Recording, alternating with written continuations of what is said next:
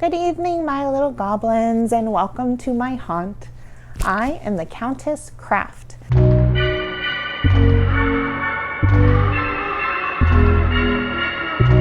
And tonight I will be reading 10 Flying Brooms, written by Ilanit Oliver and illustrated by Kyle Poling.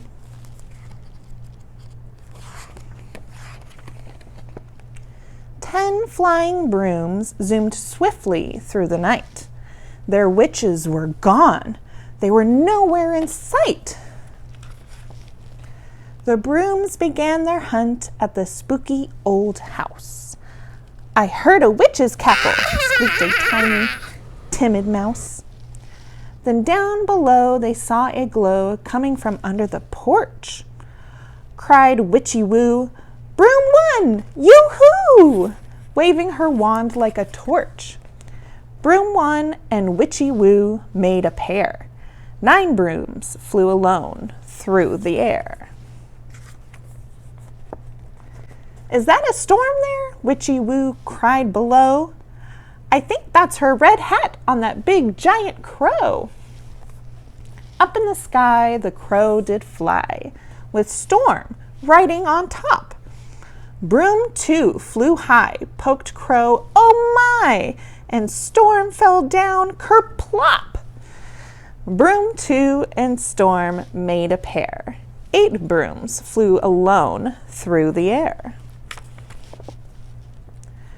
"Bree was in a rush," Storm said. "She was running up the stairs, chasing something fast and small with lots of yellow hairs." Broom 3 went up and spied a pup that Bree was snuggling tightly. "Can he come too?" asked Bree to Woo. "Of course," Woo said politely. Broom 3 and Bree made a pair.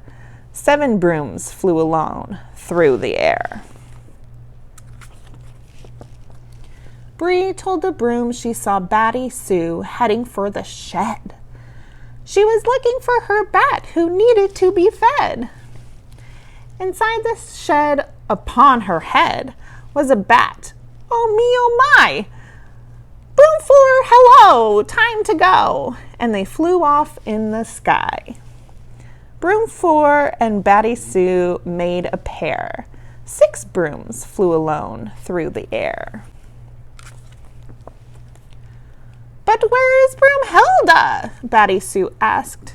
"Weaving with her spiders?"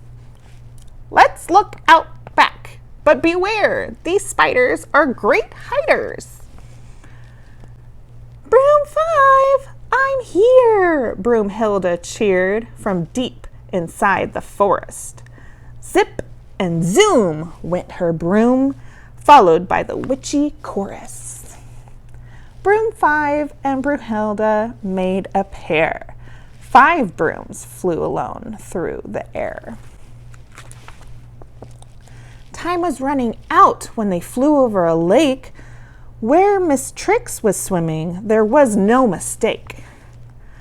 "I'm here!" Broom 6 cried wet Mrs. Trix, and they flew to the water.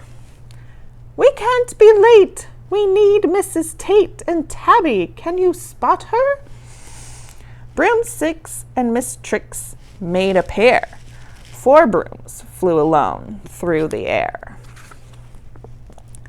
A hooting sound came from above.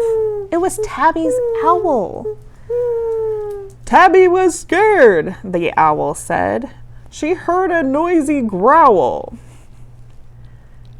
"Broom 7, look!" The branches shook. They all flew over to see. Tabby stood, wearing her hood. "Thank goodness you're here for me." Broom 7 and Tabby made a pair. 3 brooms flew alone through the air. The moon was high in the sky, so the brooms flew back to the gate. "I hear a wolf howling," Tabby shivered. "And also wild Miss Tate?" As 8 swooped in, Miss Tate gave a grin and brushed the dirt off her knees. Broomate! And said Mrs. Tate, we mustn't wait. To the fire there, if you please. Broomate and Mrs. Tate made a pair. 2 brooms flew alone through the air. Eve's over by the fire, Tate told the crew with a grunt. She's been up to something while the brooms were in their hunt. Tate led them to the smell of a stew, which Eve was standing over. You're right on time. It's time to dine, said Eve. Broom 9, come closer.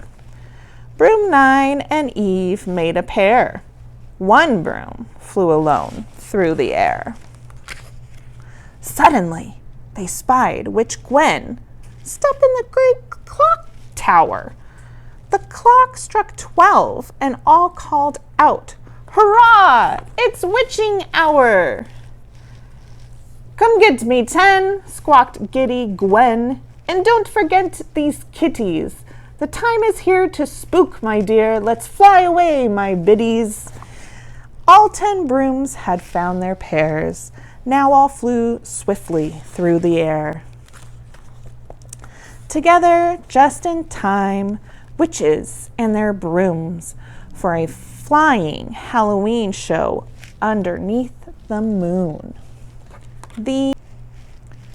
Hans! Oh my goodness, get off that broom. You are not a witch, you're a clown. You're gonna break something. Why don't you just use that broom to go sweep the kitchen? All right. All right, my little goblins, thank you for joining me tonight and reading 10 Flying Brooms. Now, until we meet again, don't forget to grab your favorite book, a healthy snack, and a comfy spot, and R.I.P. Read in peace.